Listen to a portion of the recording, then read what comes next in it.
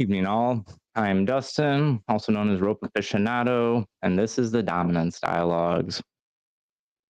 This is a podcast where we explore the psychology, the sociology, and the cultural aspects of BDSM and adult relationships. And in tonight's episode, we have Archetypes in the Dungeon, a Jungian psychology and BDSM with Dr. Douglas Thomas. Douglas, thank you for joining us tonight. Do you mind introducing yourself and a little bit about your experience? I have a PhD in depth psychology from Pacifica Graduate Institute out in Santa Barbara. Depth psychology is really a Jungian-based and Freudian-based school of psychology. I have a psychotherapy practice in Pasadena, California, and I also teach now as adjunct faculty at Pacifica in their clinical psychology program. One of the things about depth psychology is that we are always looking for topics that are under-researched, that are aspects of life that people have not paid very close attention to or have not explored psychologically. And I have had a number of years being familiar with the BDSM community. I consider it my community. And it was very clear to me that there has not been a lot written from a Jungian perspective about BDSM and kink. And in general, the amount of literature, psychological literature about BDSM is small. There's a lot more in terms of like sociology and anthropology and social psychology, but getting into Jungian archetypal psychology, really very, very little. So it seemed to me like it was a natural fit that I was somebody who was really well situated to write a book about it. And I did. And it's been a real pleasure to share what I've learned, both from the aspect of Jung and psychology and from the aspect of being part of our community. So I have not had enough time to read your entire book, but for me, what I have got out of it, I'm into it. It's speaking to me, and actually, it's been pleasant to hear that a few of my followers have also bought your book since hearing about the announcement of the podcast, and so far, it's been well received as well. So I think that your research is important from an academic point, for lack of better terminology, we're underrepresented, but at the same time, we're all around. We're everyday characters, we're everyday humans. We're no different than anybody else, right? Yeah, very, very true. And it's one of the things that has been a concern of mine, and I dare say kind of a passion of mine, is that when you look at research into the attitude of therapists who are providing service, most of them are very uninformed about BDSM and kink. I think in the last couple of years that's getting better, particularly since this research came out a few years ago. And the experience of people who are kinky when they go into psychotherapy has generally tended to be negative, that psychotherapists will start to focus on their kink as a problem that needs to be fixed. And if somebody is coming in because they have anxiety or depression, and suddenly the therapist says, well, the thing that we really got to talk about is your sadism, that's not going to fly, and that's actually a real disservice to the client when therapists do that. So part of my intention in writing the book is for therapists to start to have a better foundation psychologically in the deeper meaning of BDSM and kink, and to understand why the things that we do are so profoundly pleasurable and also psychologically important. Excuse me. No, absolutely, it is. I think that so early in life, my grandfather installed a couple values in me, and one of them was honesty. And if you're only going to be honest with three people, one should be your doctor, one should be your therapist, and one should be your attorney. All of these people you hire to help you. I personally have felt shame trying to convey some of my thoughts or desires to mental health professionals years ago. Now we have networks of kink aware professionals, right? So it's a little bit different, but still, from my perspective, I think it's more internal for me that I still carry shame that Dustin likes to do the BDSM. He's the Mr. Gray or something. And until I know how this person's going to receive me when they are a professional, to be clear, it's makes it hard to speak my truth to them. Especially since, off the air, we talked a little bit. I have firsthand professional experience working with medical directors specifically, mainly. And I know that, at least in North America, medical professionals have a legal obligation to contact authorities if they suspect abuse. And as not a medical professional and as not an attorney, I have read some of that because it's vast, in my opinion, and tried to condense it down. And a lot of it sounds like it's up to the discretion of the service provider. And that is probably what makes me most nervous. Hmm. Yeah, well, let's see. There's a lot there that I could comment on. First of all, I just want to really affirm how important it is for people to feel safe in therapy. Because how can you do the work that you've come to do if you don't feel like you're going to be seen and understood and supported and affirmed without judgment on the part of your professional? So that's huge. Then we do have these mandated reporting guidelines. They are predominantly about child abuse and elder abuse, and then the question of posing a risk to yourself or to other people. So if you're having suicidal thoughts or if you're having homicidal thoughts. There are situations, I have not, in my experience, seen them come up that often, Dustin, but talking to other people within the BDSM community who are also therapists, it's something that within our community, our therapists are training on, is that, once in a while you have a scene that goes sideways. Somebody is doing knife play, the bottom moves unexpectedly, they get poked, draws blood, and suddenly they're not okay with what happened.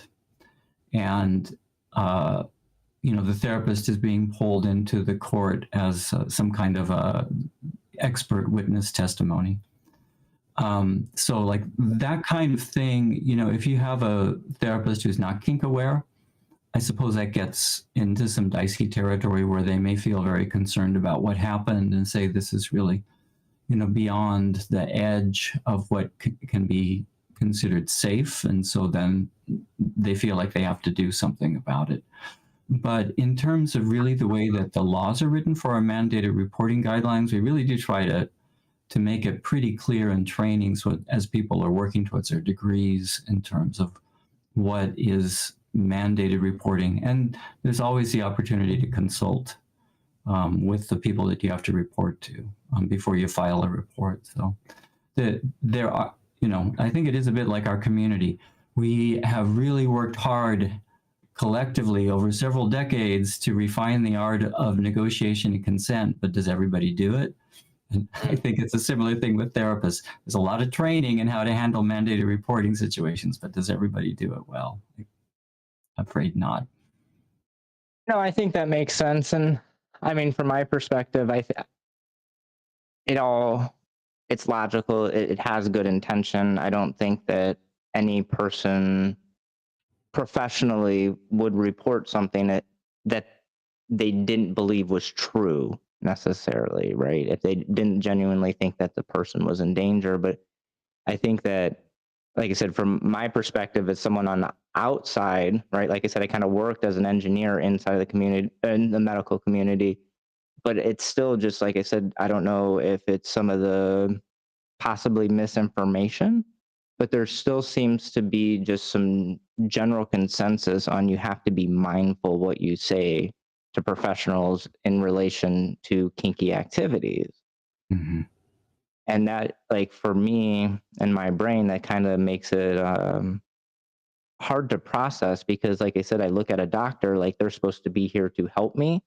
And in your scenario, if me and my person show up in the emergency room because there's a laceration that's just a little bit outside of my comfort level and their comfort level, I want to be able to be honest with them that this was a consensual thing. I've never been in that situation. I have fairly high confidence that I would just be very transparent. I would choose my words wisely. But to say that in the back of my head, I wouldn't be nervous while I'm driving her to the hospital, Of I'd probably course. be nervous. Yeah. No, I mean, we are a community that is playing with some really powerful energy. Mm. That's one of the things you'll hear me say, I think, a couple times in our conversation tonight. That, psychologically, in terms of psychic energy, we're working with some very powerful, very primal um, aspects of the human psyche. And that places us in a position of both responsibility and vulnerability. That's true. Part of what I also want to really get at tonight, though, is that from the Jungian point of view, what we are doing is profoundly meaningful and psychologically important. So, the Jungian school of psychology is really primed to look at what we do with a lot more curiosity and appreciation that there is something valuable happening. I've done presentations for Jungian groups over the years, and I typically point out if any of the things that you're hearing about were presented to you as a dream, as a therapist, you would be salivating. Mm. I mean, you would be fascinated with it as symbolic and meaningful of something, about the development of the person. So, what is it if people are enacting this in a highly structured setting with a lot of negotiation and consent behind it? Why do we think it's any less psychologically meaningful? It's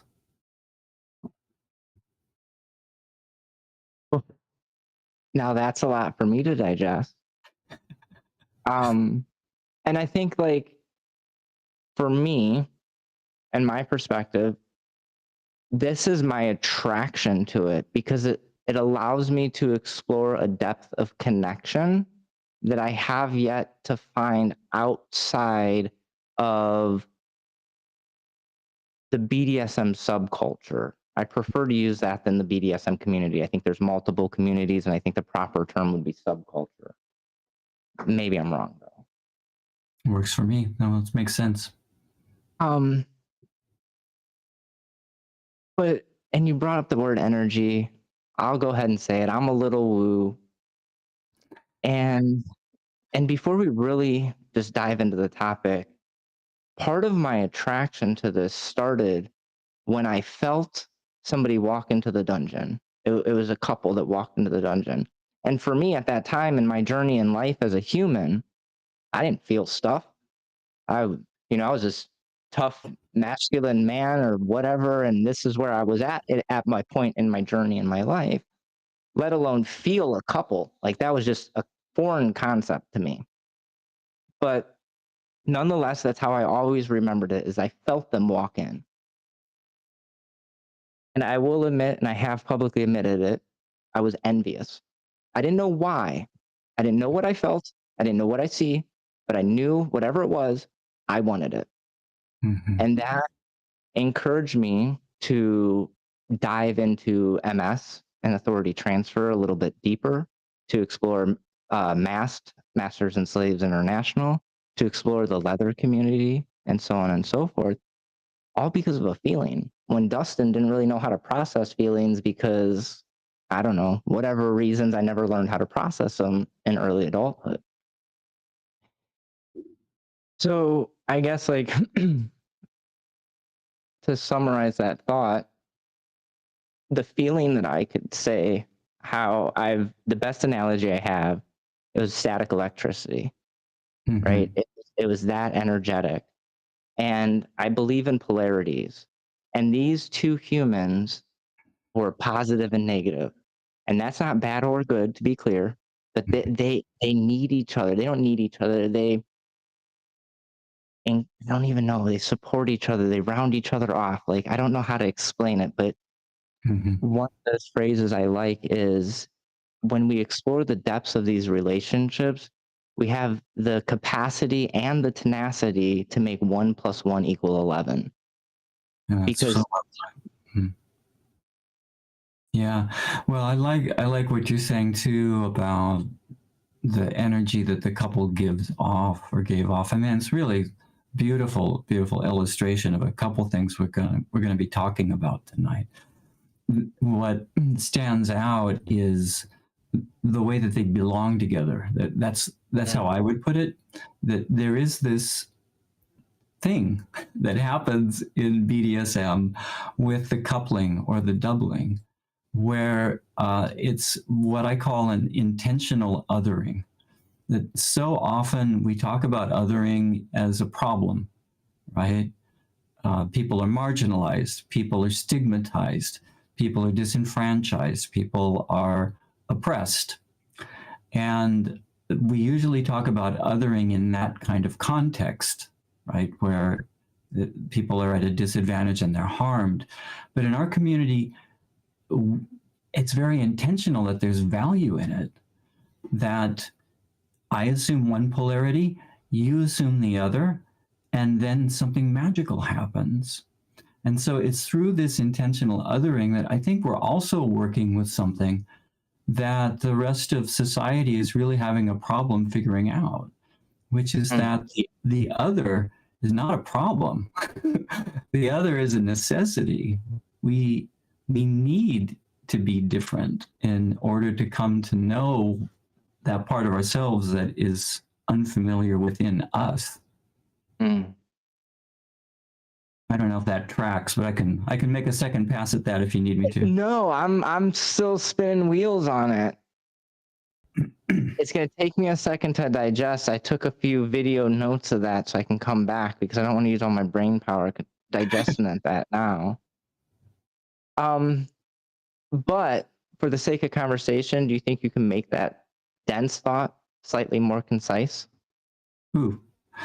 Well, Mm. the thing I'm getting at the end is that it's something that was written about in Guy Baldwin's book Slavecraft, and then there's an afterword by Patrick Califia, and both of them talk about the necessity. If you're a master or if you're a slave, you have to come into contact with the opposite inside yourself. So a master has to be in consultation with what Patrick calls an inner slave. Mm. And the slave has to be in communication with an inner master. For the slave's part, in order to anticipate, to be able to imagine what are going to be the needs of the master, what is going to be expected. Um, and on the part of the master, there needs to be a sensitivity to, not pushing a slave beyond what they're capable of delivering, and recognizing that everybody has their limits, and part of the master being responsible for the relationship is to keep the slave in that optimal tension where there's both challenge but the opportunity for growing, right? But that occurs because we not only are in a dynamic tension with a partner who is, we might say diametrically opposed in terms of role, Mm. but we're also in communication with something inside ourselves. So I guess I did not say it more concisely, but I tried to unpack it a little bit further. No, We're in that consultation with definitely helps. something inside ourselves that understands or imagines what it is like to be that other. Mm. This reminds me. Are you familiar with Slave Caroline? Oh, yeah, sure. out of Melbourne. She has a wonderful book that I'm guessing you're familiar with. I believe it's Becoming a Kink Aware Therapist. Yes, wonderful book. Um, a very concise thought to a very long discussion that she had, and it was very powerful. And I'm not sure if I'm saying it exactly how she said it, but how can you give control if you don't have it? But it was more so, if submission's a gift, how can you give it if you don't have it? Right. And when I think of some of what you said, how I have unpacked it and into my words is, how can I be a master of another until I master myself? Hmm. Right. And I think it's important that anybody that is new to these relationships or even seasoned to understand, from my perspective at least, a lot of what we do is reflective. At least from my perspective of being a BDSM practitioner for almost 20 years, we look in the mirror like other cultures and subcultures, subcommunities that I personally have never been part of. We really like to do, if you know the term, shadow work. We like to look in the mirror and see who we are in a way that's just beautiful, if you ask me, Um, and humbling.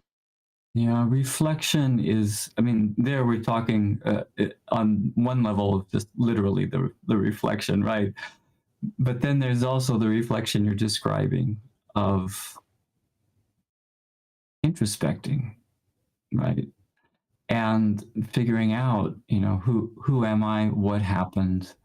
What does this say about me? What have I learned? What can I take from this experience and refine my craft? Because at some point, for those of us who are deeply into the life, it is a craft. Mm-hmm. And reflection is an act that is hugely important to Jungian psychology. It really, Jung said, it is the act of becoming conscious. And consciousness is one of the central themes, right? Of making what is unconscious conscious and integrating it so that we become a more complete, more whole person. That this is really what the soul wants in life and what it's striving for, separate from our ego and our conscious personality, is that we're striving for wholeness. And so reflection is essential for that in order to become more conscious, right? And our community has a lot of activities and practices built into it. Perhaps one of the most important to me is aftercare. That aftercare is not only necessarily the blanket or the embrace or the cuddle or leave me the fuck alone, I'm going to go smoke a cigarette, just some people's aftercare, but it's also the reflection. Mm-hmm. What do you think happened there? Or did that get to be too much? It looked like I was pushing you a little bit hard. How did you experience that? And you can say what you experienced, and you have that back and forth with your partner. It's also getting back to what you were talking about, intimacy.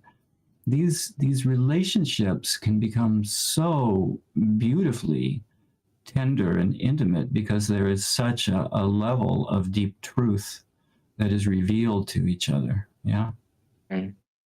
Mm-hmm. Well, I've talked about it before. So I am a person that identifies on the left side of the slash, typically master, owner, daddy. But I usually start my day as a Dustin, right? Mm. After I start my day, what I am, it depends on who I'm around.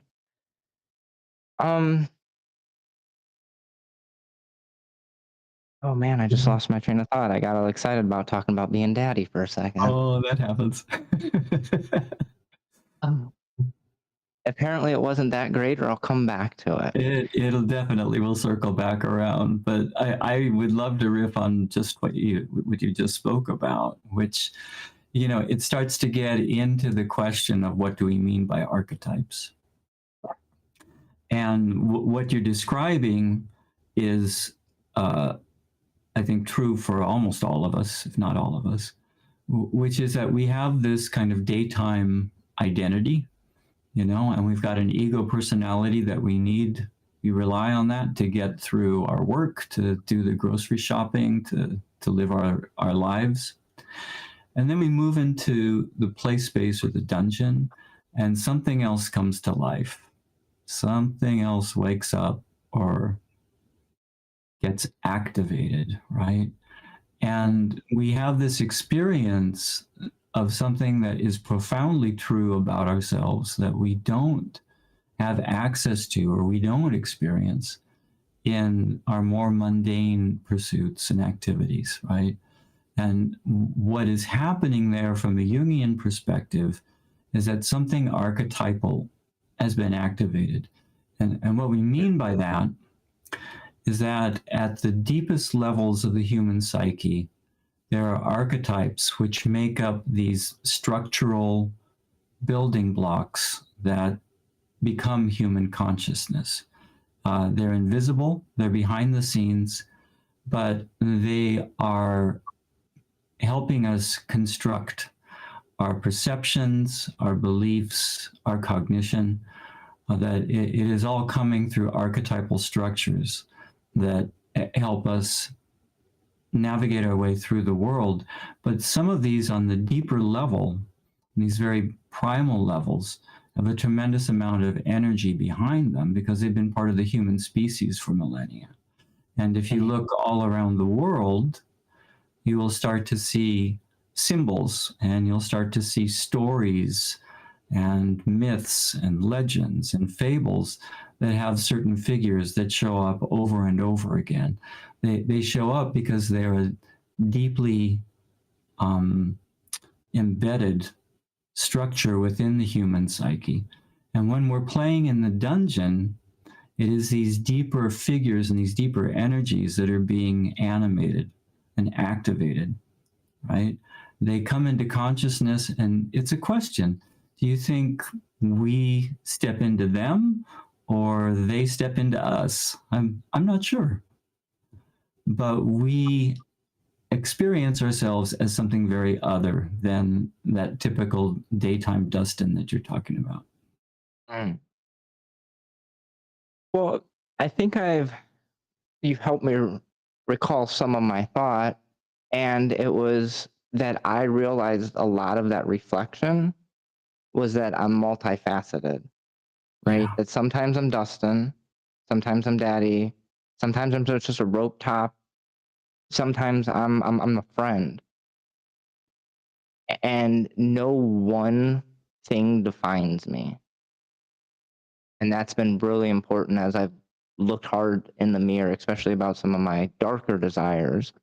Yeah. And before we get too lost in this wonderful conversation, I think it would make sense to go back to like my very first question, because you're starting to touch on it and we're tiptoeing around it, right?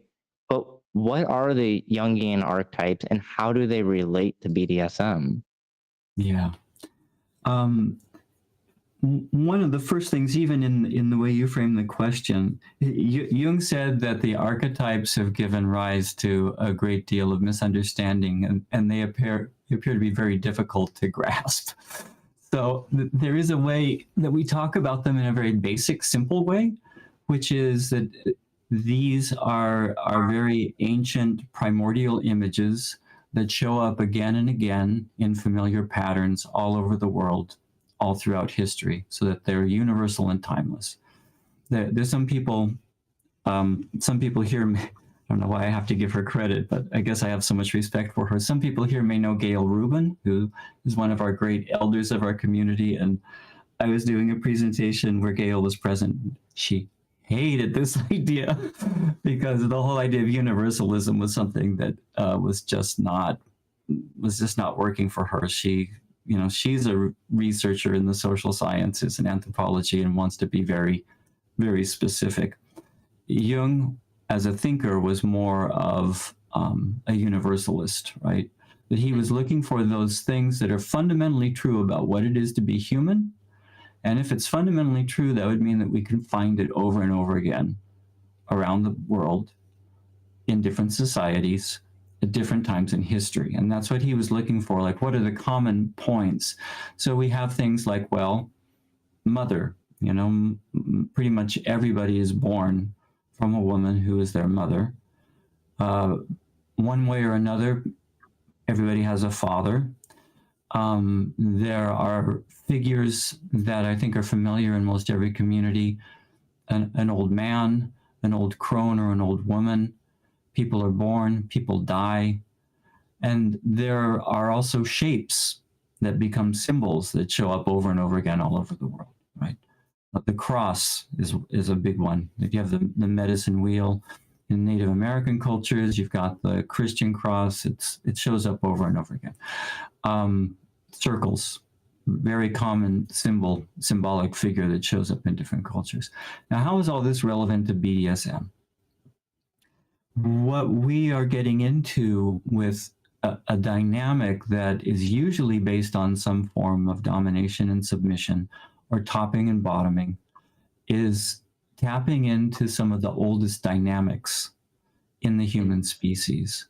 And so that is going to bring with it a tremendous amount of very primal energy, more intense, more exciting, often, you know, connecting with our survival instincts, connecting with some of those deeper impulses that have been part of our history, right? And so that's one of the reasons why it can be so exciting and so pleasurable. Now, part of that's physical, in terms of the excitement and the arousal, and part of it is psychological. It's the imagery, or it's the imagination. To me, BDSM play and kink are the most imaginative forms of sexuality that human beings have discovered. And because they're the most imaginative, I believe they are also the most psychological, right? Because the imagination is so deeply connected with the psyche. And so what we have in BDSM play is an engagement with these deep archetypal structures that have been part of human history. They're the stuff that myths are made of, and we all know how much we love mythology. I don't know how many people watched Lord of the Rings how many times, or if you've gotten into the Star Wars saga. Joseph Campbell was a scholar who was an expert in mythology, and George Lucas actually called him and brought him in and said, how do I make Star Wars solid in terms of its mythic structure, right? So he was very aware of what he was doing, and that's one reason why the grand arc of those stories just sings with this sense of something that's so alive and that we get so pulled into, and it's so exciting. Dustin, it's more or less the same thing. We're talking about archetypal energy in the play space for those same reasons. You follow that? Oh, of course. It's just I'm rethinking the whole scene of Luke, I'm your father, and now I it has so much more meaning now. Like, wait a second. Yes. It's and the shadow, it's all there. Yeah, no, and I think that for me, my shadow, that was the hardest for me to confront, because early in my journey, and we talked a little bit about this off the air, but I attached a lot of value. And for me, even when I say shadow now, I still think of dark, bad, scary, all kinds of things pop up in my head when I think of shadow. I don't know why. I've done a lot of work on this area, in my opinion. I still got a lot of work left to do.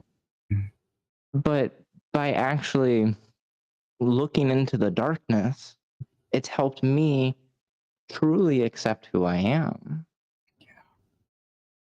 And part of the reason why I do what I do as far as making content is because there was a time, what's the quote? If you stare into the abyss long enough, the abyss stares back, or something along those lines. Yes. Right? The abyss was staring into my soul, and I question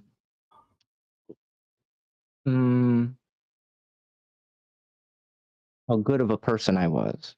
Yeah. because of some small facets of Dustin, but I've talked about it quite often. 2006, 2008, I started to discover what was the BDSM community then. This is before FetLife, before Facebook, before YouTube, before anything, right? My first grasp on terms was SM 101, and I think it was around 2008. Yeah, I think you're right. Right. And it was released before then, I believe, but that was when I found it. Hmm. But because of conversations like this, it helped me research the intention behind my desire. And I've talked about it very openly. I have no desire to hurt people. I only want to hurt the people that I really care about and I really love. And it's taken me a long time to really unpack that. But I have no genuine 100% can say this from the bottom of my soul. I have no desire to hurt a stranger. But when Hmm. I have a beautiful human in front of me and they are willing to participate and share that darkness with me, share my pain as I word it, Mm-hmm. the intimacy, the connection, the release and the relief that I feel as a human. Because afterwards, most likely, this person rubs my feet. Sometimes they make me a cup of tea and they tell me thank you. And we cuddle and we watch some Big Bang. And I've never felt more whole through that whole experience of being good Dustin, bad Dustin, you know? There it is, right? Yeah, because I mean, what you're describing is what I would call integration. You Mm, see, that it's this incredibly profound experience to come into contact with the parts of ourselves that we feel ashamed of, or we thought, if anybody else sees this, they will never love me. mm, And here you are in a connection with somebody who wants to see that part of you. It's not only, well, I love you, but I need it, you know? And then they say, thank you. mm, I mean, what you're doing there is like the yin yang symbol. I mean, you are mm, taking the light and the dark and you're mixing it alchemically in this way where it had been completely separated before. And now you've found a place where everything belongs. Maybe not everything, but you're on your way. You mhm. are a much fuller, more complete version of yourself because you found a place that these things belong and you can make peace with them and know them. And to have your partner love them makes them lovable for you too. You may have just spurred a very big thought in my head, but how I took my note and I'm going to have to digest it. The bad belongs, Yeah, exactly. right? It's part of me. And until I was able to explore consensual BDSM dynamics, I couldn't accept it in myself. And I'm going to just get vulnerable for a second. I needed to see other people accept me for me before I could accept that that bad belonged in me. Because going back to there's not necessarily value there until I put it, Dustin put that value there. With those right people, I'm a really good Dustin. So I belong. Yeah. Yeah, you got it. That's beautifully put and exactly right. And circling back to the idea of the shadow, the metaphor that Jung uses in his essays to describe this is that if you think of consciousness as casting a light into the darkness, Mm. then everything that's not in the beam of light is in shadow. I mean, his description is very value neutral. He's not saying Mm-hmm. shadow is evil, shadow is demonic, shadow is destructive, or be careful or stay away from it. He's simply saying it's unconscious, it's unknown. Mm. The idea, I mean, his idea is that what we're calling consciousness is this one, if you're standing out in a field with a flashlight, consciousness is what the flashlight is able to illuminate. And you're in this huge field, right? So the unconscious is this much larger realm of the psyche than what we refer to as consciousness. There's so much to explore and to encounter and to get to know. And as you're saying, a lot of it, right, the values that are placed on it are either the values that we were given, that we were raised with and inherited, or they've come from some other source. But the archetypes themselves, this is so important. I'm really glad we got to this. The archetypes themselves are value neutral. There is no such thing as a bad archetype. Every archetype has a light aspect, what he called a light aspect, and a dark aspect. There's a shadow aspect to every archetype so that it can manifest in a way as something that is evil or destructive or malicious, right? But the archetype in and of itself can go in multiple different possible directions if you follow. You have the archetype of the king, you know, and we can have Richard the Lionheart, or we can have Richard the Third.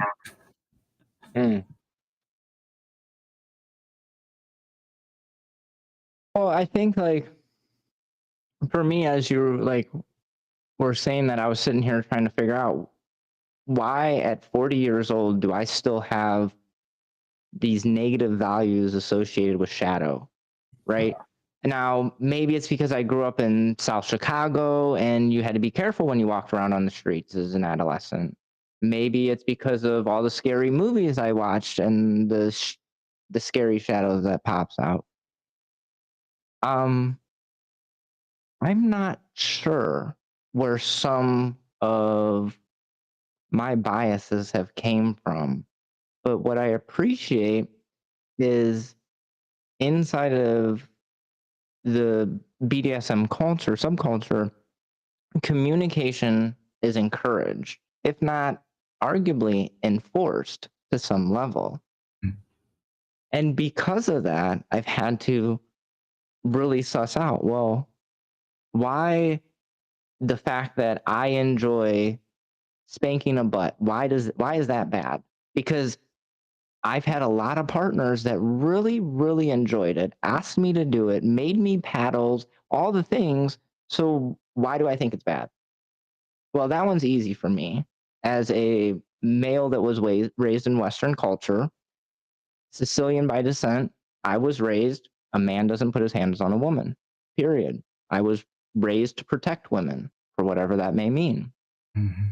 So for me, that was that bias that I carried through and carried the shame, because as weird as it is, it was like, I didn't want to be a bad Dustin, a bad man. And somehow, you know, my grandfather or my mother or something was going to find out about this. Ironically, my mother listens to my podcast now. Thank you, Mom. Here we are. But with that said, I would like to give her a lot of credit, because one of the things that she did really right, in my opinion, raising me, is she promoted transparency. So as awkward as it is at 14 years old to have some of the conversations I did with my mother, at 40, I really appreciate it raising a daughter myself. Like Awesome. raising a child, I understand it and value that transparency. Beautiful. Yeah, it's a huge gift, right? I'm trying to think. See, I'm losing my train of thought, because there was a thought you spurred in there about, we hear things from people socially or on the news or what have you, but there's this turn of phrase, what kind of person does things like that? Right? And I mean, you hear the amount of judgment and distancing, there's a tremendous amount of stigma behind that statement, right? Because usually there's a follow-up, like, I'll tell you what kind of person, and it's what's going to come next, right? Bad, sick, messed up, something along those lines, right? It's one of the reasons, like in my profession, I've been part of the effort to destigmatize BDSM and kink, and I consider myself part of the effort to depathologize it. Really have to give a lot of credit here. Shout out to Susan Wright, who's with the National Coalition for Sexual Freedom. And she and her people did incredible work with the American Psychiatric Association, sitting down in conference with them when they were putting together the Diagnostic and Statistic Manual version 5, and said, you cannot say all of this about the paraphilias and sadism and masochism as inherently pathological. There are plenty of us out there who are leading healthy, happy, productive lives, and this is what we enjoy to do in our communities consensually with the people we love, and there's nothing wrong with it. And it was incredibly courageous, and they prevailed. And so in the DSM-5, there are a number of disclaimers in there saying there's nothing inherently pathological about this. They even reference our communities, subcultures, if you will. And they have made the language much more specific as to when it's a problem. If somebody is, like you were saying, part of what you experience there is shame. Part of what you experience is discomfort, but then you also work on it. And, you clearly are a very thoughtful guy, that you are trying to understand yourself better and sort of dig into what is at first not really making sense. I really enjoy this, and it seems like it's really bad. And what does that say about me, right? So that's basically the orbit that you were in for a while, trying to sort that out for yourself. But if somebody is like in a really heightened state of distress where they can't come to terms with it or can't accept it, there may be something there that we need to look at and try and help them with in terms of self-acceptance. And so there might be something diagnostically that you want to be able to say you're working on with them. But in general, there was a really huge accomplishment to depathologize kink and BDSM, what Susan and the NCSF did. No, absolutely. And maybe that's where, for me personally, where some of my negative value that I've attached to that, because in 2006, 2008, when I'm first learning about this stuff, like information wasn't spread as fast, and there was still a lot of hush hush behind the closed doors type of a thing, right? And because of people like Susan Wright and countless other people before us and countless other people after us, these conversations are going to continue to progress us as a society and a culture, in my opinion. Yeah. I mean, that's the only way we can progress is by having conversations about the uncomfortable. That's when profound thoughts and progress happens, if you ask me. Yeah. We're never uncomfortable. We're just going to be stagnant. Yeah, well, that's it. I mean, I think that you're also speaking again to one of the central ideas in Jungian psychology, that we need our problems. That's a direct quote from Jung. He said, we need our problems. We need some discomfort in our life because it spurs us to be thoughtful and self-reflective and to work and to struggle. Sometimes we are in conflict with ourselves. But that's also, if you really do the work, we can talk about what that means to really do the work. That's how you also grow and mature as a person. Yeah. I have more to say on this, but we're already an hour in and we're one question in, which I will take responsibility for that. Nonetheless, this has been phenomenal conversation for me, but I would like to get through a couple questions. So I'm going to rein in my thoughts and I'll save them for later. So I think my next question that I want to jump into, because we're right here with what you're touching on, is how can understanding archetypes deepen one's BDSM practices? Mm-hmm. Um, there is a saying that you may have heard where people will say BDSM is therapeutic, but it's not psychotherapy. Yeah. And that statement is true. The reason that it is therapeutic, it's not only for people who are trauma survivors, and sometimes people who have been through trauma early in life are able to revisit that trauma through BDSM, where now it is consensual and it's negotiated, and there is consciousness involved, that the person is consciously stepping into a space that previously had been non-consensual and traumatic, and it helps them gain a sense of mastery over what's going on. That is a very therapeutic experience, right? What I'm getting at from a Jungian perspective is that when you engage with these deeper archetypes, they become catalysts for transformation and growth. There was a letter that Jung wrote where he said to somebody, when, I'm going to paraphrase here, but when you encounter an archetype, a living archetype, it is a numinous experience. And what he meant by that word numinous is that it's awesome. It fills you with a sense of both wonder and possibly terror at being in the presence of something oceanic that is more powerful and much bigger than you are. And it's that experience of what he called the numinous. He said, actually, the numinous is the real therapy. Isn't that interesting? So, I mean, it's not coming in and talking about your problems and talking about your parents and how you were raised. It's having the encounter with the numinous is the therapeutic experience, the therapeutic moment. And I think a lot of us can relate to that from experiences that we've had in the dungeon, where you can just feel astonished, sometimes by the beauty, and sometimes it's holding the contradiction of something where it's like, how can this be beautiful, right? How can somebody's cries and sobs be so beautiful? But they are. Or that look in your partner's eyes that just takes your breath away, right? There is something going on there that is what I would call archetypal. And it's when you have those kinds of experiences that they change you as a person. And you've done a beautiful job in our first hour.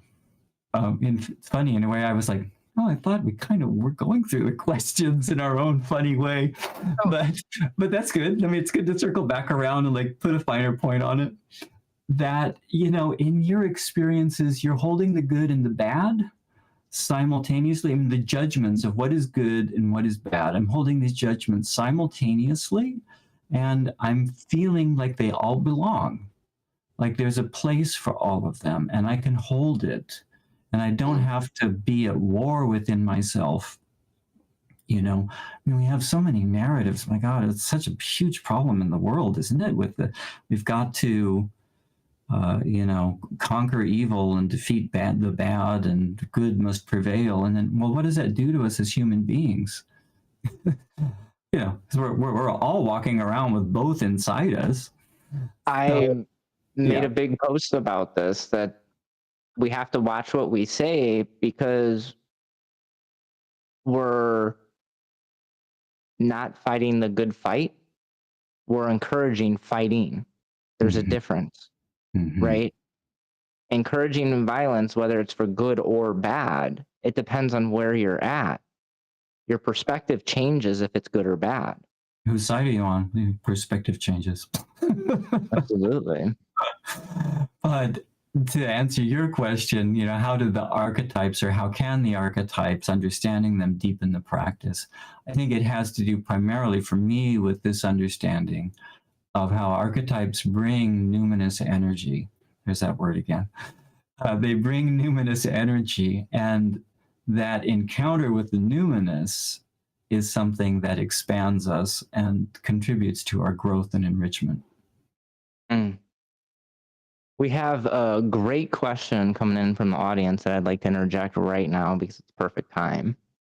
But their question is there a risk that the numinous is a delusion? Such an interesting question. So I'm trying to situate myself inside that question. Is there a risk that the numinous is a delusion? In other words, we're making it all up. We're either imagining it or we've been pulled into something that's really out of touch with reality. You know, there's a great mistrust of our subjectivity in a question like that. And is there a risk? I suppose so. No, to really consider that. The question is reminding me of something that Jung himself went through, and I hope it's okay that I keep circling back to Jung as kind of a touchstone for this conversation. But if any of you are familiar with his biography, he was working very closely with Sigmund Freud, and Freud actually referred to him as the crown prince. Can you imagine? Meaning that Jung was the person he thought was going to inherit the world of psychoanalysis and be its leader after him. And then the two of them had a break for a number of reasons. Some of them were personal, some of them were professional. But it sent Jung into a period of tremendous conflict and doubt about himself and about his own thinking about the psyche. And it's a period, it was for close to 10 years, that is referred to as his fallow period, where he did not do a whole lot of writing. He continued to see patients. But one of the things that he started to do in that time was he started to create the Red Book, which some of you may be familiar with the Red Book. It got a lot of press in 2009 when it came out. Right around the same time, I guess you were reading SM 101. It was your Red Book, Dustin. But the reason I'm going into all this is that he was afraid he was losing his mind. And what he was trying to do in that time was to work with the imagination. He said, I'm just going to go back to the basics of what I believe to be true about the psyche, and I'm going to work with the imagination as a kind of phenomenology that I'm just going to keep track of what happens, and I'm going to write everything down and chronicle it. And what he wrote down and chronicled ended up, being recreated by him as this incredible illuminated manuscript in the style of the Middle Ages, with this exquisite calligraphy and these incredibly elaborate imaginative illustrations and paintings. And he worked on that for like another decade. But the reason I bring it up is because some people look at that and say, oh, well, here's the proof. I knew all along he was psychotic, and now we can see clearly he was. This is all, a series of delusions and psychotic fantasies. He was working as a psychotherapist during that time. He was going and performing his military service every year that was mandatory in Switzerland. He was a husband and a father, very active in his family life during that time. I mean, if you've ever known somebody who's truly psychotic, it's very hard to function in life. But he was able to do all of that and have this deep engagement with the imagination at the same time. So I think about him as an example where was there a risk that his encounter with the numinous was a delusion? I guess it's that judgment and what you were referring to earlier, Dustin, as value. Like, who's going to attach the value to the experience? There is a difference, and we need to be really clear about the difference, between being psychotic, which means clinically that you are not able to distinguish between what is going on inside your own mind and what is going on out in the world, right? Those two things, material reality and psychological reality, have fused. and you can't tell the difference. And so your paranoid fantasies become a reality out in the world. All right. There's a difference between that and from having a dream where you wake up and you know it was a dream, and then you reimagine the dream and you think about it, and perhaps you say, gosh, that dream was so real, I can still feel it in my body, all the things that I was experiencing. And I was being chased through the forest by this huge bear, and I was so terrified, and then I stumbled over that root. And is that a delusion? I don't know, man. The dream happened. I know the difference between what happened in the dream and that, I've got to be daytime Douglas and go do my job. Is it any different in the dungeon? If we have an experience that takes our breath away and we feel like we're in the presence of something profound and some greater mystery that also touches us deeply, where we feel this vulnerability and this intimacy and perhaps even this confusion, right, that fills us with awe. That's our subjective experience. I mean, if you put your clothes back on and you go home and you get up the next day and go about your life, I don't think that counts as a delusion. It's a long answer. Sorry. No, I think like, for me, like how I interpret some of it was I can get lost in play personally. And I've talked about where I set subtle reminders that are non-intrusive, timers on my phone that vibrate on my pocket that nobody knows except me because it's on vibrate. Same thing with my smartwatch, vibrates on my smartwatch. I'm revealing all the secrets of, the dominance, right?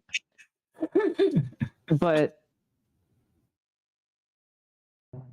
there's been moments that I have shared with wonderful humans that I can understand the thought process if this is a dream or was this just reality. I think Easton and Hardy speak on it really well in Radical Ecstasy. Oh, yeah. It's such a wonderful book. And it really talks about how we have the capability to release or reach transcendental moments. And there has definitely been a few times where after a scene, after an interaction with a person, it was like, wow, was that just real? Was I just part of that? Because for me, some of it almost feels surreal. Some of it is very much an out-of-body experience. Yeah. And I don't want to get too woo, but it's definitely like our souls are intertwined, dancing outside of the physical realm, if that is even graspable. But there's just, for me, and the depth of play, I can understand why someone might wonder if it could be a delusion. Yeah. Well, as I'm listening to you, I'm also thinking about another aspect possibly of the question. I really appreciate this question, which is am I just making all this up? Yeah. Like, was it all that for her or for him, right? Like, did you feel that? And be like, it's okay, I guess. I mean, you tied me up.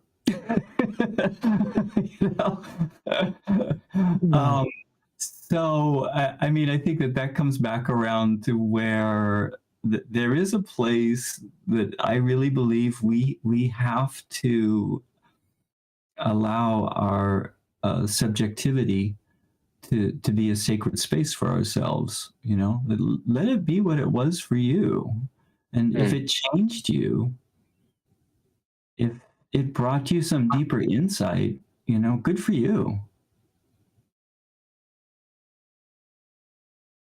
So I am going to butcher this word, but the person that asked the question, they followed up with, they said, I cannot tell the play space monitor that my flogger was being guided by Dionysus.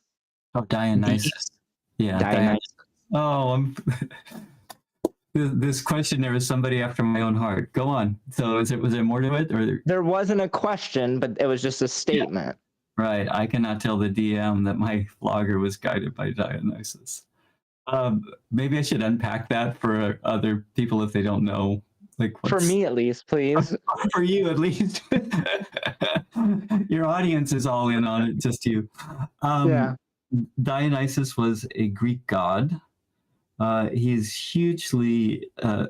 There's quite a bit in my book devoted to him. There's a chapter on ecstasy, and there's a whole section devoted to Dionysus. He was a god of both ecstasy and theater and wine and intoxication and madness. So you can see how he might have a thing or two to say about BDSM. Mm-hmm. Interesting. There were religious cults devoted to him. Probably the most interesting one, we know this historical fact, was women were devoted to him. He was kind of an androgynous figure. Very, very interesting. Oh man, I could go on so long about him. I got to be careful. But the women, this is relevant to what we were talking about in the first part of the conversation. They'd have their domestic lives, their husbands, their kids, their life in community, and then there'd be a designated time to go out into the wild and worship Dionysus together. And they would go crazy. And it was said that they would tie snakes in their hair, and they would beat on drums, and they would go into a wild frenzy and commit animal sacrifices, and supposedly tear animals limb from limb, and just get connected with this incredible primal energy, right? This kind of primal earth-centered pagan energy. And then they would come out of it and go back home and do their mother and wife thing, right? Some of the most profound transformative rituals in ancient Greece centered around Dionysus. Everybody that went through those rituals were sworn to secrecy, so we don't know exactly what happened, but it appears that it had something to do with an encounter with death and an experience of traveling to the underworld. And I think that in the modern dungeon, some people have had experiences that really feel like you have gone to some other place. And it can feel very much like the place of the underworld, the mysterious, the unknown, the place between life and death, the bardo. I mean, we have different names for these places, but these kinds of ecstatic experiences, like you're saying, back east, Raven Caldera is one of the people I have the highest regard for, who identifies both as a shaman and as a pagan BDSM practitioner. And most of his activities and the people around him are really focused on putting together BDSM rituals that are going to draw upon these kinds of pagan roots. So I totally get your flogger is guided by Dionysus, right? That there's a kind of intelligence and a kind of wisdom beyond you. And yes, you can't tell your DM that. I think that's a different point than, is it a delusion, right? Well, I appreciate you unpacking. I know a little bit about Greek mythology, but not a whole lot, right? But now I do have a tab pulled up, and I'm going to do a little bit of research because he sounds like someone I might like. Oh, I think you'll be on him. Yeah. You know, I also made the connection in the book that we are involved with play, and there are people in our community that, you know, are sort of mistrustful of that word because it sounds frivolous. Like we think of play as either trivial or frivolous. But I think of play psychologically as something that's very, very profound. And that Dionysus was the god of theater, I think is getting much more at the kind of play that we're involved in. where you create a scene. And just listen to the language, right? We create a scene and we have play involved in so many different versions of what we're engaged in, right? From pup play, fire play, knife play, water sports, I don't know, on, right? I don't think that that's coincidental or that we're being frivolous or trivial when we use the word that way. I think that we are really creating a space that is imaginative when we use that word. And I think that that's what we're really talking about. I'd never really thought about that, but you're right. I mean, look at so many words around what we do.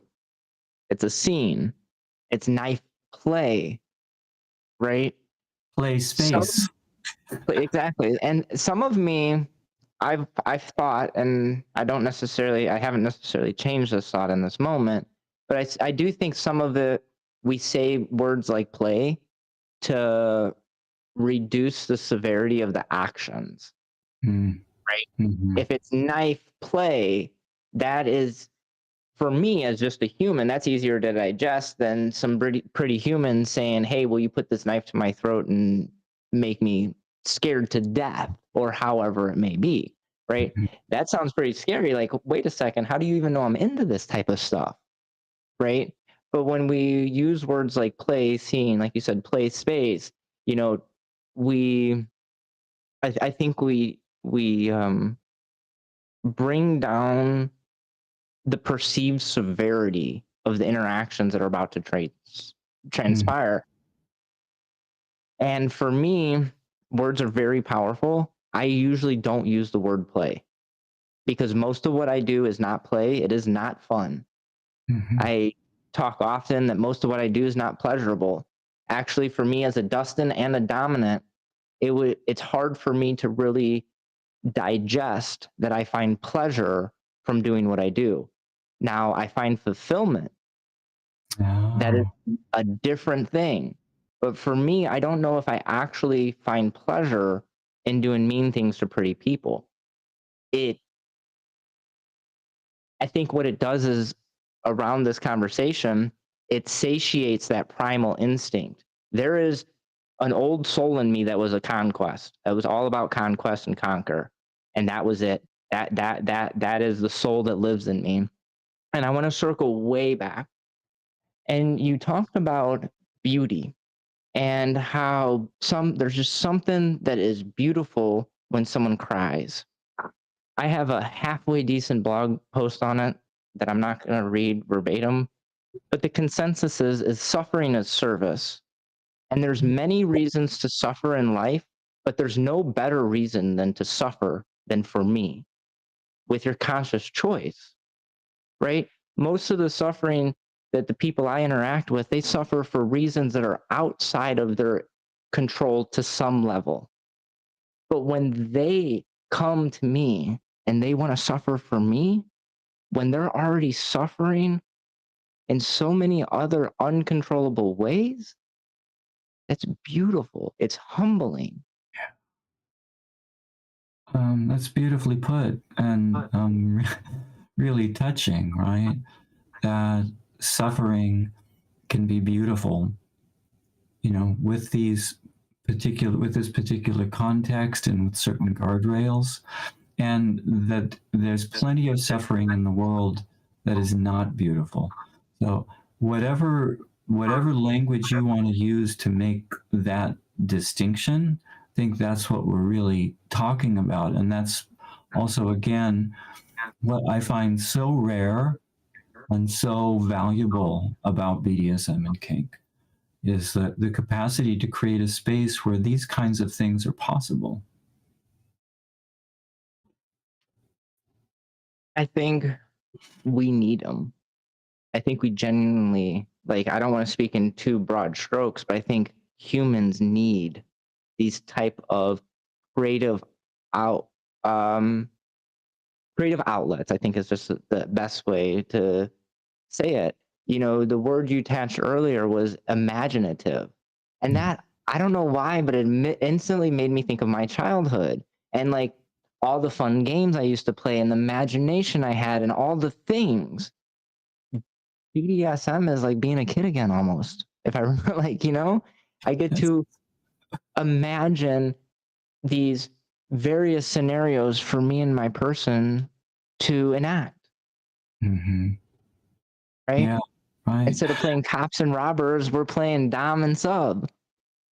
Well, it's a funny thing you bring up. I mean, funny to me because I was feeling very respectful of the distinction you were making around play and how the word doesn't land right for you.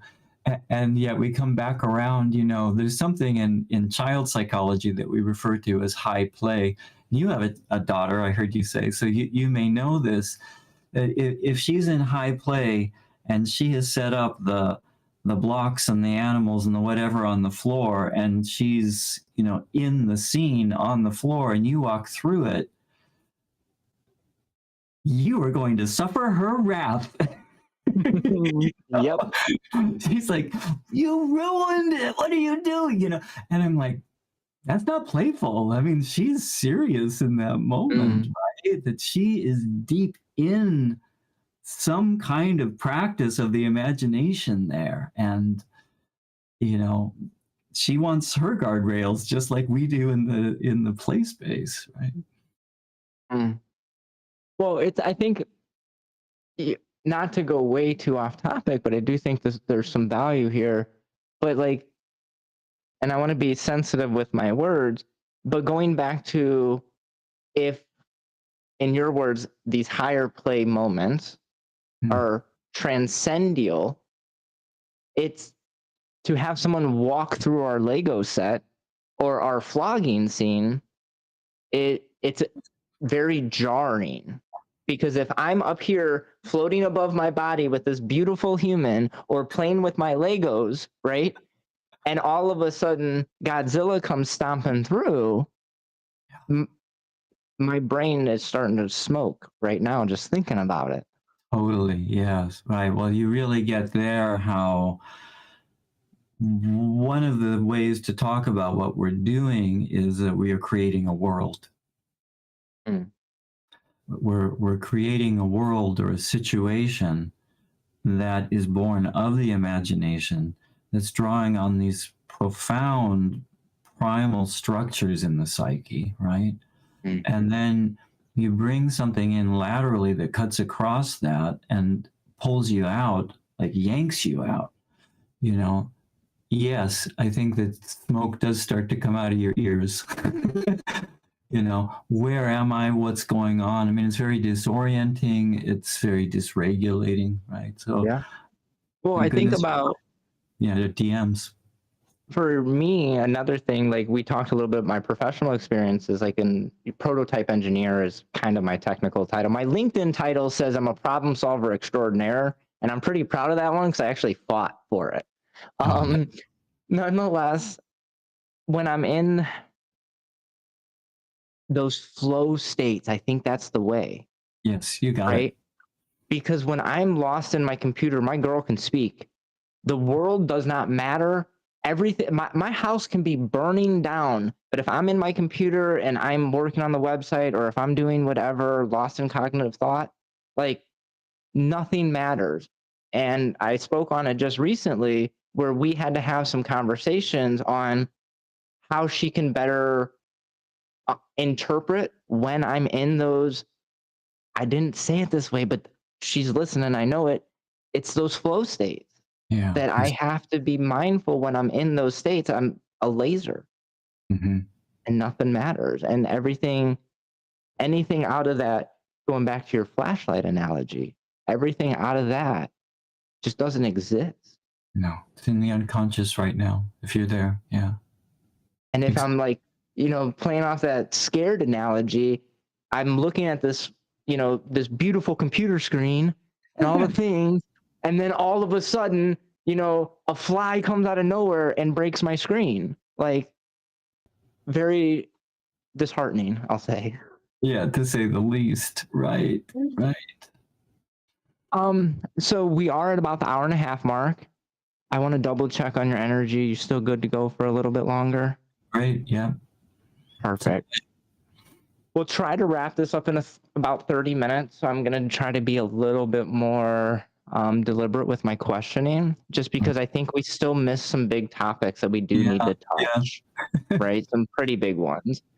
So my first one is going to be, how does Jungian psychology view the transformative power of BDSM? Like from an academic standpoint, from the Yeah. outside of the community, how do they look at us, type of a thing? They listen to me. I'm kind of being grandiose and facetious, but there are not a lot of people in the community who are looking at BDSM the way that I would like them to, which is one of the reasons why I'm speaking at conferences and doing online seminars and that kind of thing.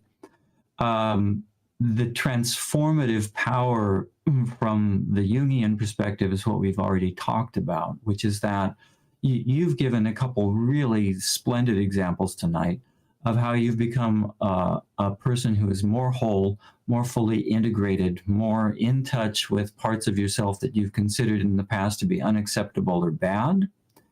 Also aware of the limitations and maybe some of the construct around what has been labeled as good.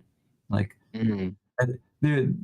one of Jung's followers, or I guess one of the people that trained with him and then became one of the leaders in the generation after him, was Marie-Louise von Franz.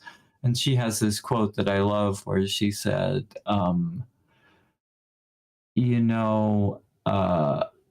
with the onset of Christian monotheism and absolute goodness, then we created the need for evil that didn't exist before, right? So the good was never that good, the bad was never that bad until you got really good, and then you create really bad, right?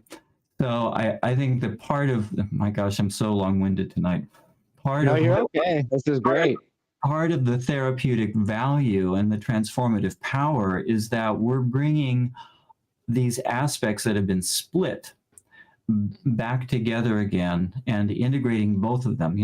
In some ways, I'm a good person. In some ways, I'm a bad person. In some ways, I'm very good at what I do professionally. In some ways, other people do parts of it better than I do. And I'm okay with that, right? There isn't, like, I'm not driven by some kind of a manic perfectionism that I have to be excellent and only good. And it's a similar thing in BDSM and kink that we're encountering on a more primal level, things that we might have labeled as monstrous or horrific or terrible, or that, that quote, what kind of person does that? Oh, I'll tell you what kind of person, ... We're overcoming that kind of judgment to be more accepting of all the different aspects of ourselves, right? So I think that's the answer to that question. I appreciate that answer. And my ego appreciates the little bit of praise I got at the beginning. I mean, we all enjoy a little bit of praise, right? Gotta give you some those. I think the next logical question here would be, and I'm rephrasing it from how I sent it to you, because I don't know how this got past me, because I never should have worded it this way. But how I'm gonna word it now is, what are some of the risks in exploring archetypes inside of the BDSM spaces? Oh, I love this question. Okay.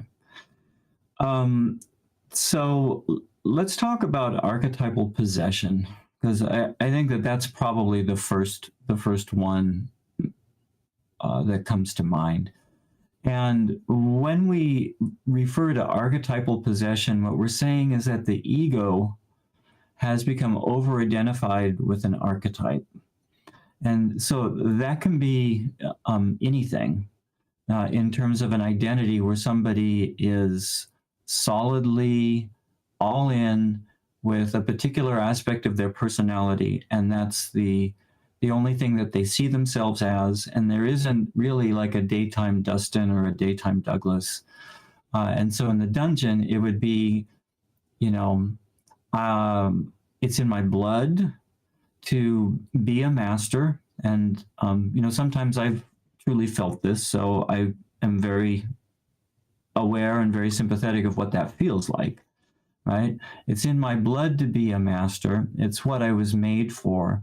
And I start to go through my whole life orienting myself to every situation as a master, right? I'm in the grips of an archetypal possession of the, whatever you want to call that. It's not so important what we call this archetype, is that we recognize it is a force within the deep psyche that has taken hold of me, and it is shaping and patterning my perception and beliefs, actions and words in multiple settings without much flexibility. I become a rigid, almost caricature version of myself, and I don't have the flexibility to navigate. I mean, there it does start to sound more like a delusion, doesn't it? I don't have the flexibility to navigate what reality asks of me in different settings with different people, right? There is a way too where it becomes very difficult to consent and negotiate if you're deeply invested in the dominant role, where there's not going to be any room for any kind of dialogue back and forth, because now I'm your master, right? So that's an example of archetypal possession. On the submissive side, it can be quite dangerous too, because we have a saying many people, I hope, are familiar with: protect the property. Meaning, do not give yourself wholly and completely to somebody else before they have earned the right to have that privilege of exerting that level of control over you. And if you are too possessed by the archetype of the submissive, then you'll say, well, this is what I was born to do. And then you're going to throw yourself into that role without a lot of reflection or judgment in terms of, is this really safe? Is this really in my best interest to be doing this? Has this person really shown me enough that they are reliable and trustworthy, and that they're going to be responsible in their role, right? So archetypal possession is one of the risks. And then I think the other thing that occurs to me about the risks is something similar to that we call inflation, where you just get filled up with the energy of whatever that role is, and you start to have this very exaggerated opinion of yourself. And maybe it is even something like, well, BDSM is the most amazing thing. It's the most evolved practice. The people that are engaged in it, in these subcultures, are the most enlightened. The world would be so much better if everybody was just like us.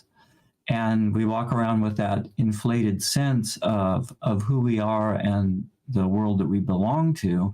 And it becomes very difficult then to be open to criticism, or to think with some discernment that, our community, I'm going to say community, has a lot of problems that we have to contend with. It's why we have dungeon monitors. Yeah. Right? And we still have work to do. So, inflation comes through an archetype also, right? And that's something else as a risk, I think, to be on the lookout for. One other thing, which is a weird version of inflation, which is that if you're somebody who has a really negative opinion of yourself, and you consider yourself to be inferior, and you're constantly criticizing yourself and judging yourself, so that you have very low self-esteem, and then you identify with the submissive role, there can be an inflation on the bottom. Like, nobody is worse than I am. Nobody deserves more punishment than I do. Nobody can, right? You see, it can go to very dark places, right? A race to the bottom, so to say. Yeah, exactly. Right. Interesting. I guess I wouldn't have thought of it from that side. Right? I mean, obviously I got my perspective, but I wouldn't have thought inflation as like to the other side of the spectrum. When you first started talking about it, I thought about like, this might be good. Like, oh, I'm a super sub type of a thing. Well, there's that too. Nobody can take a nine-tail like me. Right. I think oh man, I got so many thoughts on some of this and I want to be really concise. Oh. I think one of the big things I want to leave or put into this conversation is there's a difference between a leader and a boss, just like there's a difference between being the dominant and being domineering. Yeah. A good word or phrase to look into outside of the BDSM community is servant leader. And, in my vanilla world, I'm very much a servant leader. I'm the person that will do anything. I've been up on, I ran a construction company. I was in dress shoes on top of a roof pounding nails because that's what needed to be done that day. It wasn't what I planned, but here you are. I take trash out. I'll do it all. I don't care, whatever needs to be done. And I think that it's really important that when we look at either these archetypes or just simple terms like dominant or submissive as far as roles inside of the BDSM community, that there is a spectrum, right? And where we play or fall on that spectrum ultimately is determined on many variables. And I think I'm just gonna round out my thought that, peering into the abyss earlier, it doesn't take long for that abyss to stare back. There has been a non-zero amount of times where after Dustin left the dungeon or XYZ, whatever, that I, in your terms, felt a sense of inflation. Now, when I walked into the gas station, I was 6 inches taller, 100 pounds heavier, somehow. And seems like a recipe for disaster. Yeah, there's some dangers there, right? Yeah.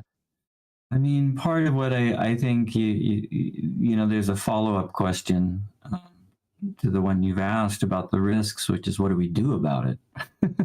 That was my follow-up question. Which we should really spend a little bit of time on. But, the example of stepping out of the play space and feeling inflated, it speaks to the importance of transition. And you need. I really hope that everybody does themselves a kindness and allows some time for transition. And if that's aftercare with a partner, or maybe you have to do it on your own, but there needs to be some kind of a practice that allows for what I would call decompression. Right? You do not come up from, like, I don't scuba dive, but I'm told you're going to get the bends if you try to come up from a deep dive too fast. Mm-hmm. And, we dive deep. And so I think it is a similar thing that you have to allow some time for decompression and to come back. And, there might be a personal ritual that you incorporate as part of your play. Where, is it a candle that you have lit in the corner?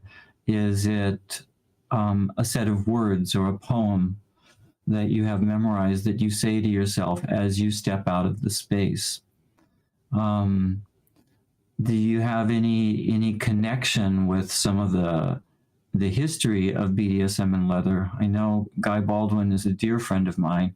He routinely refers to the leather gods, who are very real. I mean, these are the leather men, many who died of AIDS, who are on the other side, who he feels very much are a presence when he's playing, very much a presence in his life. So would it be some kind of an acknowledgement or a nod or an appreciating, but it's something that's marking the closing of the time. I'm closing the space.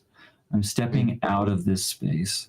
And the next thing I do might involve, operating a very heavy piece of machinery that's going to be driving down the street.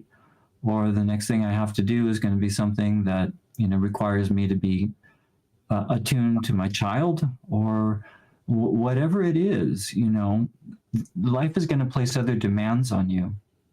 It's not fair to you to step out of a heavy scene and expect yourself to make a quick transition. Okay, so that's one thing. Now, what do we do about archetypal possession? This comes back around to the importance of reflection.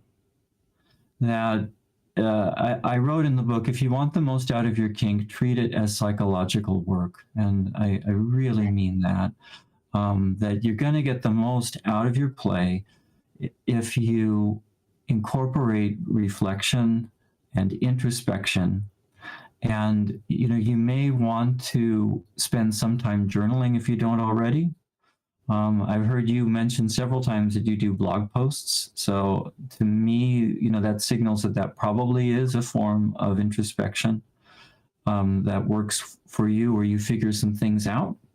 And there are other practices like that where what we're really talking about with getting out of archetypal possession is called differentiation. You want to differentiate your ego personality from that archetypal level that is a part of you, but it is not all of you. And you cannot be a complete person if you continue to live your life thoroughly invested in that one identity, right? You become psychologically stunted and rigid and difficult. It's difficult for other people to interact with you. It can become very dogmatic too.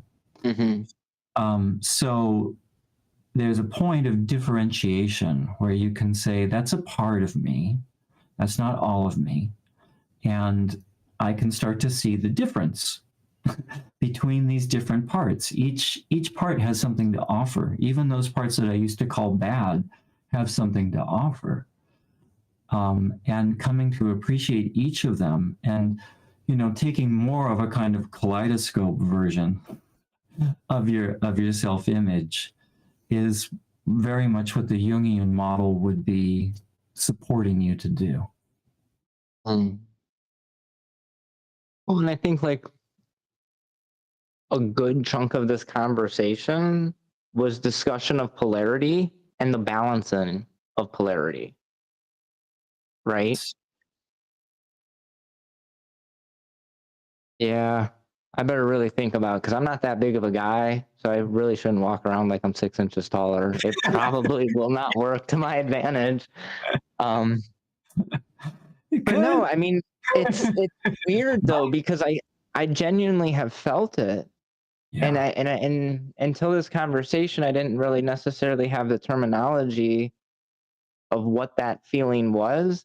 I had an idea of what that feeling was and where it stemmed from. So, and to be honest, I knew this was not going to be good for me. I talk about it often. I'm a force to be reckoned with. And if it's like the old quote by Machiavelli, my version is absolute power is kind of cool, right? Not so bad. But for me, it was really important going back, and it's really funny because I'm connecting the scene. I make a beginning, a middle, and an end, and I'm very, very clear about it. And I'm gonna reveal another one of my Domly Dom secrets, especially for when I go into those darker realms, when I dive into the abyss. The end for me is you using my legal name. Oh. I'm no longer the bad daddy, the kidnapper, the abductor, consensually, to be clear. I am Dustin. I'm the person that loves and cares about you. And for me, that was monumental, because I went through the aftercare and did the things of the cuddles and the snacks, and I'm not diminishing it because I still need them. But when I dive into that abyss, the snap, the totem, if you will, is to remind me that I'm just Dustin. I'm just a human. Yeah. Remember, I start my day as Dustin. I end my day as Dustin. What I am in between is subject to change depending on my energy levels, physical state, people I'm around, where I'm at. But I need that reminder that I'm just Dustin sometimes. It's funny, there's a person and they may or may not be listening to this, they actually call me Just Dustin because of some of the conversations that I've had around being Just Dustin. Awesome. No, that is such a great example, and thank you for bringing that in, you know. And also, one more, just one more ego stroke for you, but then that's all you're going to get for tonight. That is a really very healthy mental approach to say, I wake up in the morning as Dustin, I end the day as Dustin. In between, there's a lot of adaptation, you know, depending on my capacities and what the world is asking of me. It's beautiful. It's humbled me. Like I said, as we talked earlier in life, I thought I was more intelligent than everybody. And honestly, I still don't really understand how I scored that high on an IQ test. And then I think about, I can't judge a monkey on its ability to swim. So maybe I did that test good, but nonetheless, like I've had to have these humbling moments to rein me in, to remind me that while we are different, we have individualities. I'm not inherently better than Douglas. I'm not inherently worse than Douglas, right? And when I get those moments of power, like I said, I'm 6 inches taller than everybody. Yeah. But when you remind me that I'm Dustin, I remember that on my driver's license, it says I'm 5'10". Right. Oh. And you get grounded, you know, you come back down 100%. To earth. Yeah. So I think the final-ish question I have for you is, what advice or resources would you give to someone looking to further their knowledge on this topic? I'm going to go ahead and share a link to your book from Amazon, which is titled The Deep Psychology of BDSM and Kink. And for you, resources. Yeah. So if people are interested in learning more about Jung, the place that I think is the best starting place is his, it's a so-called autobiography. And I won't get into the historical details, but there's been controversy over. He dictated quite a bit of it. He worked with his secretary, how much editing happened after he died. But we refer to it as autobiography, Memories, Dreams, Reflections. I remember when I first opened that book, I thought, I am encountering one of the great minds of the 20th century. It's really, really how I felt. And that was sort of the beginning of my journey, I'd say. So it's a wonderful place to start. As far as some of the things we've talked about beyond my book, Raven Caldera has a book called Dark Moon Rising, which is about pagan BDSM and kink.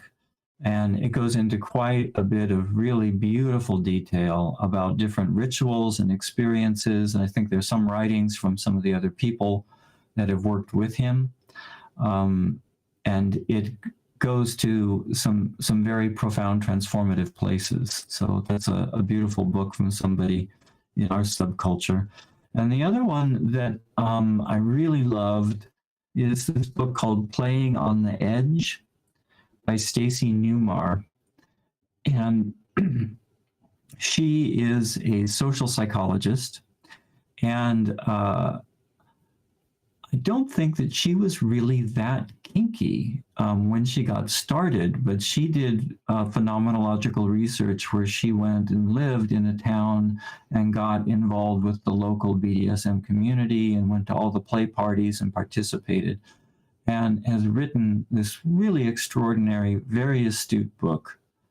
I just want to read you one passage just to give you a taste. I mean, I can't believe I'm like doing so much for somebody else's writing, but it's just so much what we've been talking about tonight, that she interviewed somebody who says,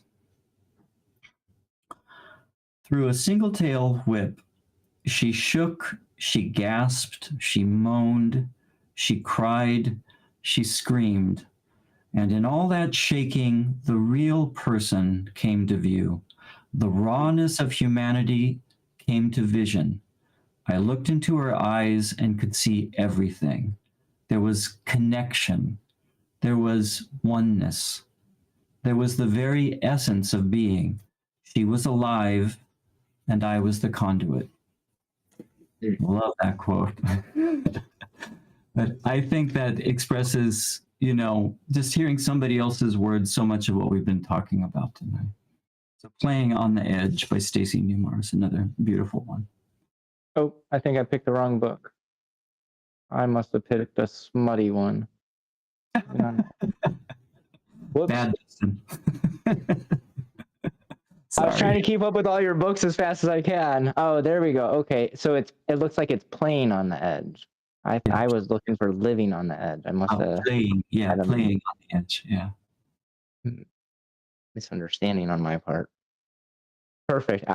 That's honestly that passage. It really reminded me of Radical Ecstasy, and there's a part in there. I believe it's titled Sadist. It's like a little, poem or whatever. I believe Hardy wrote it. Don't quote me. And there's a part that just, for me, has made so much sense. That every time I've read that book, I've cried. As a dominant, as a male, I shed tears every time, and I will, and I'll still be a dominant and still be a male, to be clear. But in the Sadist, they were talking about, in those moments, alls I am is a being that gives hurt, and alls they are is a being that gives hurt, and nothing else matters.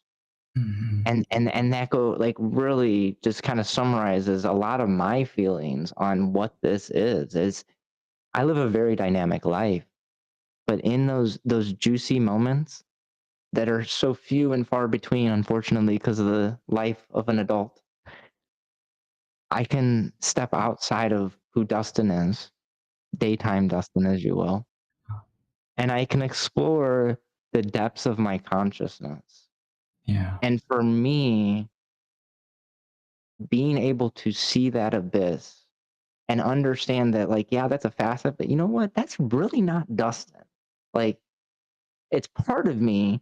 And after this conversation, I think I got a little bit more of an understanding of, this is way beyond me. This is, some primordial self, for a lack of a better terminology, that I can't control everything. And I just need to embrace it. Yeah, beautiful. And you tapped into it earlier tonight when you talked about that inside you there's that old soul. I can't remember the exact word, but it sounded like it is a warrior, right? Is the fighter. And that I was like Genghis Khan. It's like he's in there. He's not leaving. That is a primordial part of you that you are in relationship with, right? You're being companioned by that. I've had vivid dreams about a past. I mean, I pounding iron, making a sword. Where was it a dream? Was it a delusion? Was it deja vu? Because I felt the fire. I woke up sweating. Right. Yeah, right. I'm not sure, but it's part of me. Real going on. Let's put it that way, right? Absolutely. So my final question. We already covered your book, but this is a time for shameless plugs, as they say. Where can we find you? I'll share your website again. Do you have any classes, any upcoming books, any upcoming lectures or presentations that you'd like to share with the audience? Nothing in the short term. The book came out, I think, in the early part of this year. And so I've kind of had the grand tour, as it were. My website is probably the best place to reach me. You can contact me directly through the website, and my email, there's an email link there. I'm happy to talk more with anybody that's listening that has more questions or wants to dialogue further. So I'm very, very open to that.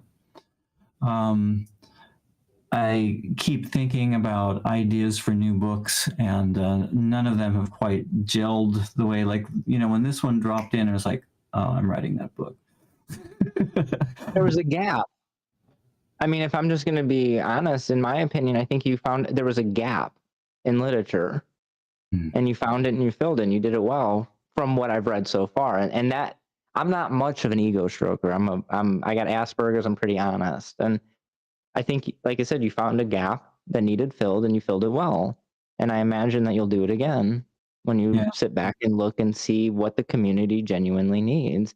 And I think if you, maybe I'm going to be big headed, maybe this is my ego speaking, but if you reflect on this conversation, you might find your answer. Mm. Because one of the things that speaks to me from this conversation is that, lack of better terminology, we're underrepresented. We're underrepresented, right?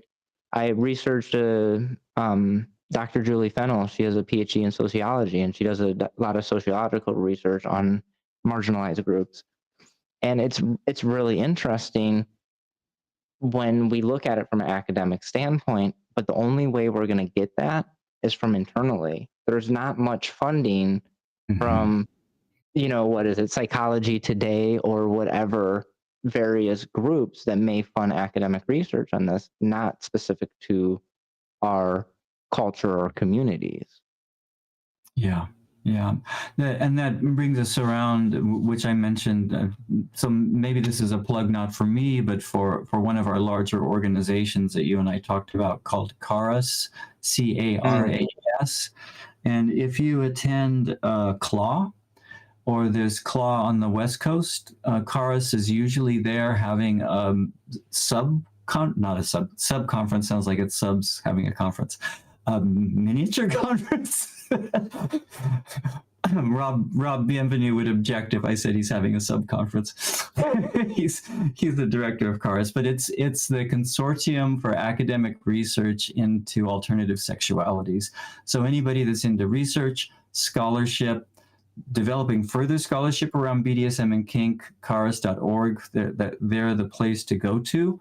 And you can get connected to a really very thriving, dynamic community of people that are very committed to this. I know I've had the tab pulled up since you mentioned it earlier, and my brain was like, don't start looking because you will not be in this conversation. Yeah, awesome. No, I appreciate that. So I think this about rounds out the conversation. I'm sure we can continue talking all night, but I want to be respectful of our time, our energy, and our audience's time and energy. So with that said, thanks for tuning in to this episode of the Dominance Dialogues. If you enjoyed tonight's episode, be sure to subscribe and share. And as always, stay curious, stay intentional, and keep the dialogue going. Keep the dialogue going. Until next time, we'll see you.